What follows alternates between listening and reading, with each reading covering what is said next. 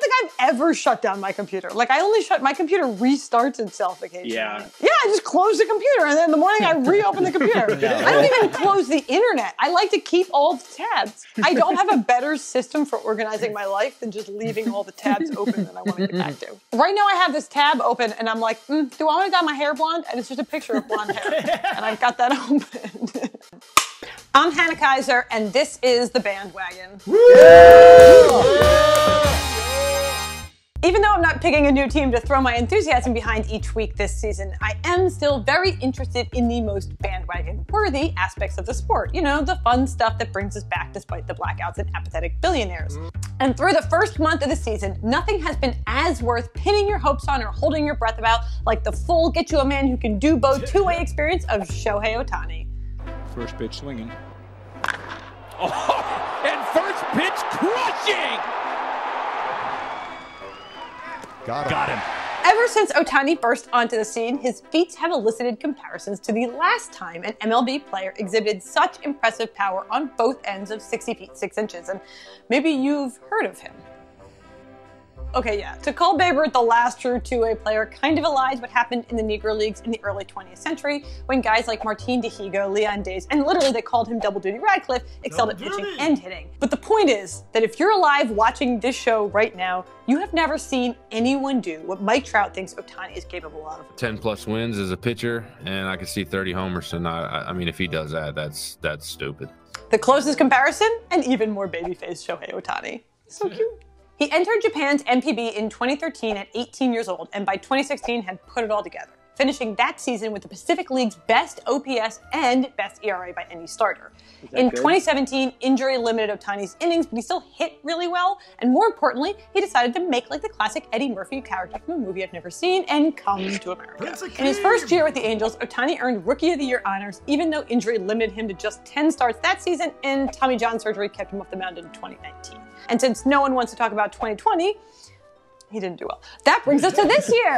Ohtani unleashed, hitting on days that he's pitching on different days of the week, playing the outfield for the first time in the States, reminding everyone that he's really fast too, in what is likely the last best chance to prove that this can even be done. So let's stay out of his way, let him play baseball, and see what happens. I realize that that's a lot of hype for something that the best kid on your Little League team did when you were all 12, but in case it wasn't obvious from basically all of post-war baseball history, being a big league two-way player is really, really hard. See, first of all, there's all the injury concern from the wear and tear of double the workload.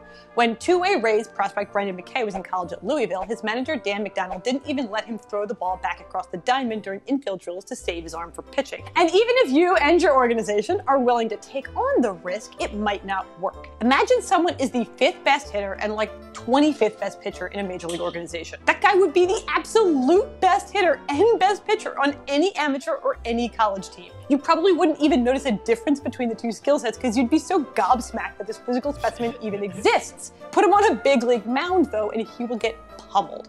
If he came in to pitch in a close game, you'd be booing him back to the Rocket City Trash Pandas, the Angels' actual AA affiliate, which is probably where he needs to be to work on his stuff, and that's the problem.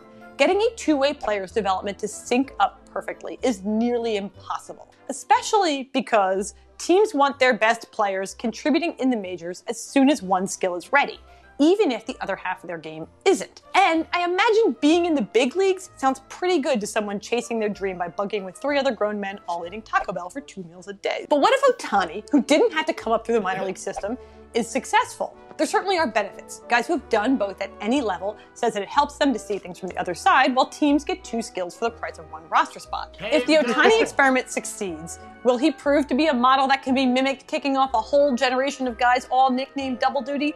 Or are we witnessing a once-in-a-century career? I asked people who might know the answer to that. Erstwhile two-way players Jared Walsh and Jake Cronenworth are now major league position players and only sometimes pitch. And McKay's coach from college, Shohei Ohtani. Trendsetter or unicorn? He's absolutely a unicorn. That's kind of the only way to sum him up. He is super special. I think it, might open some doors for some people. I mean, he's going to raise the expectation. I mean, there's going to be kids all over the world that not only want to play in the big leagues, but they want to do both. And here's the best part. I'm not even sure which would be more impressive, being so valuable that it indelibly alters an era of baseball development, or doing something no one else can even do. So root for Shohei Ohtani to have a successful two-way season so we can keep having that debate. Would you say you're a fan of Shohei Ohtani pitching every day we record? I am not a fan of Shohei Ohtani pitching every day we record, such that we do not know what will happen in his most recent start when we put out this episode. Let's find out what I am a fan of.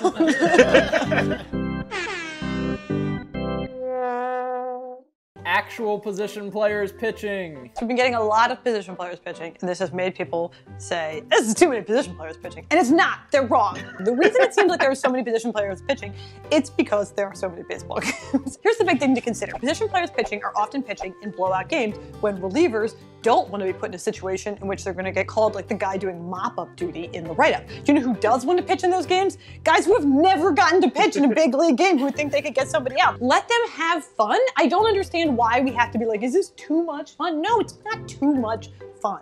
Bam! Stealing a foul ball. Diamondbacks Braves game, little kid sitting right on the foul line.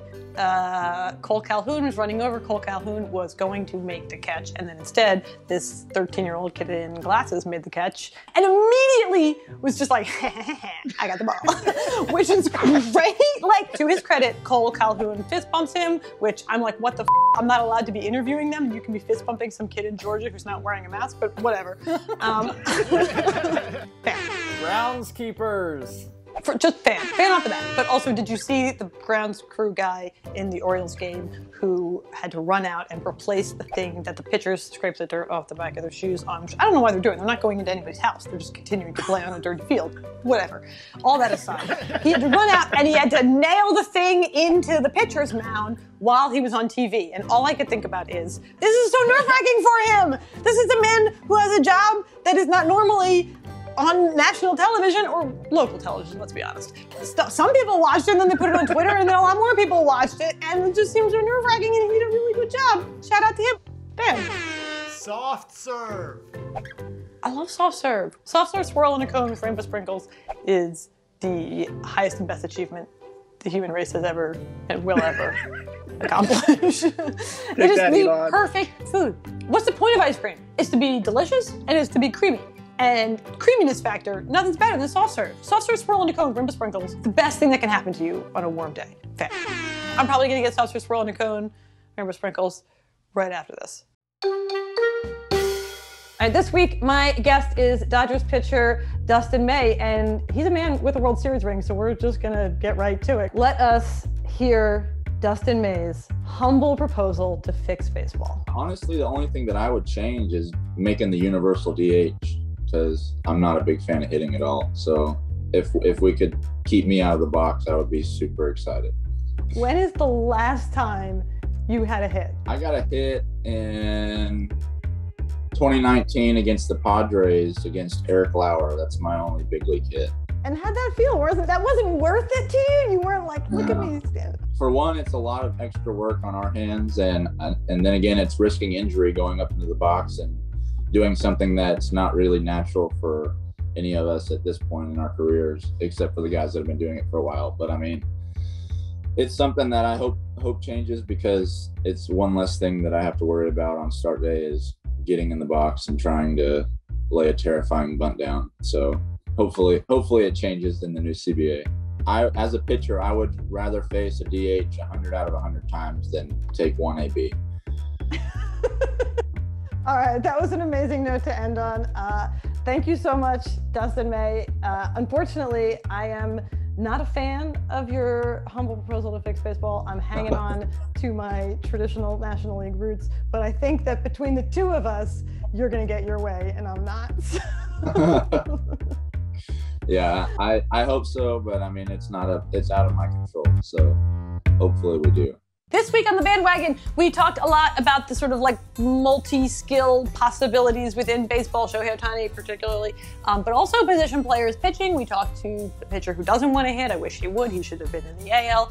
They're probably not going to hit anymore, and then we're all going to be robbed the incredible performances of Jacob deGrom. I really love this. I really appreciate baseball more than the other sports in part because you can have this versatility and it's just like an incredible stage for not just like physical versatility, but like actual skill versatility. And so more of that, please, and we'll talk about it here on the Bandwagon.